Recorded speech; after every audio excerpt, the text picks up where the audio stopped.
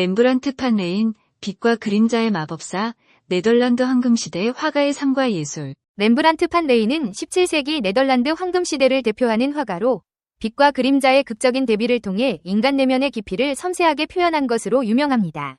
그는 종교화, 역사화, 초상화, 풍경화 등 다양한 장르의 그림을 그렸으며 특히 그의 자화상은 예술가 자신의 삶과 감정을 진솔하게 드러낸 것으로 높이 평가받습니다. 렘브란트는 1606년 네덜란드 레이던에서 방앗간 주인의 아들로 태어났습니다. 그는 어린 시절부터 그림에 재능을 보였고 레이던 대학교에서 잠시 공부한 후 암스테르담으로 가서 당대 최고의 화가 피터 라스트만에게 그림을 배웠습니다. 1631년 렘브란트는 독립하여 자신의 화실을 열고 초상화가로 활동하기 시작했습니다. 그는 뛰어난 실력과 독창적인 화풍으로 빠르게 명성을 얻었고 1634년에는 부유한 상인의 딸 사스키아 판 위일렘비르와 결혼했습니다. 렘브란트는 사스키아와의 행복한 결혼 생활을 그림으로 남겼으며 그녀는 그의 작품에 자주 등장하는 모델이기도 했습니다. 1642년 렘브란트는 야경이라는 대작을 완성했습니다. 이 작품은 암스테르담 시민군의 모습을 그린 것으로 빛과 그림자의 극적인 대비와 역동적인 구도가 돋보입니다. 하지만 야경은 당시 사람들에게 혹평을 받았고 렘브란트의 명성은 점차 쇠퇴하기 시작했습니다.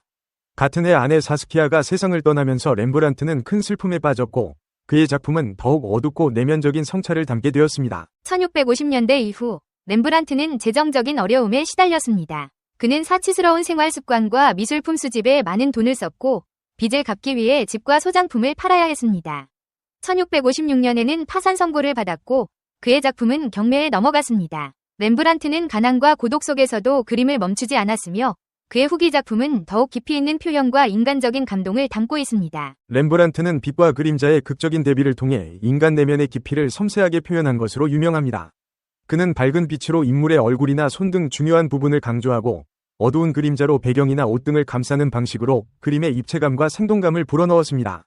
렘브란트는 또한 붓터치의 강약과 색채의 농담을 조절하여 인물의 감정과 분위기를 섬세하게 묘사했습니다. 렘브란트의 작품은 종교화, 역사화, 초상화, 풍경화 등 다양한 장르를 아우르며 각 장르에서 독창적인 화풍을 선보였습니다. 그의 종교화는 성경의 이야기를 사실적이고 감동적으로 표현했으며 역사화는 영웅들의 삶과 죽음을 극적으로 묘사했습니다. 그의 초상화는 인물의 개성과 내면을 깊이 있게 포착했으며 풍경화는 자연의 아름다움과 신비로움을 담아냈습니다. 렘브란트의 대표적인 작품으로는 야경, 틸프 박사의 해부학 강의, 브라운 탕자, 사스키아의 초상, 자화상 등이 있습니다.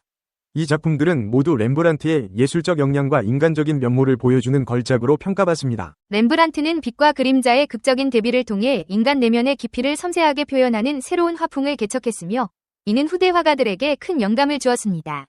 렘브란트의 작품은 19세기 인상주의 화가들에게도 영향을 미쳤습니다. 인상주의 화가들은 렘브란트의 빛과 그림자의 사용, 붓터치의 자유로움, 색채의 풍부함 등을 배우고 발전시켰습니다.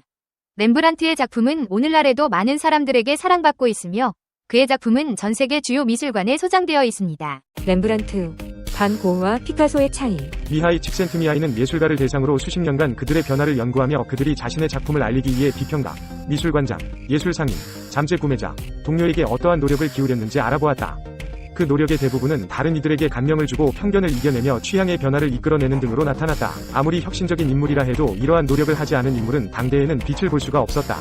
렘브란트가 그 좋은 예다. 사실 렘브란트가 살았던 네덜란드와 그의 동시대인들은 그를 창조력 있는 인물로 보기는커녕 나중에 가서는 거의 무시하기까지 했다. 그러므로 지금의 유명세는 렘브란트 사후 역사가들이 그를 유럽 미술사의 중심에 놓으면서 만들어진 것이다. 후대 비평가들의 제대로 된 비교 분석이 없었다면 오늘날 렘브란트의 이름은 존재하지도 않았을 것이다. 이렇게 동시대인들에게 외면당했던 예술가와 작가들의 예는 꽤 많다. 빈센트 반 고흐나 아메데오 모딜리아니, 폴 세잔과 구스타프 클림트 등의 화가는 물론 다른 많은 과학자의 경우도 오랜 세월이 지난 후에야 그 위대함이 알려진 예가 많다. 당신은 당신의 작품을 알리기 위해 어떠한 노력을 기울이고 있는가? 렘브란트처럼 동시대인들에게 외면당할 것인가? 피카소처럼 인정받을 것인가?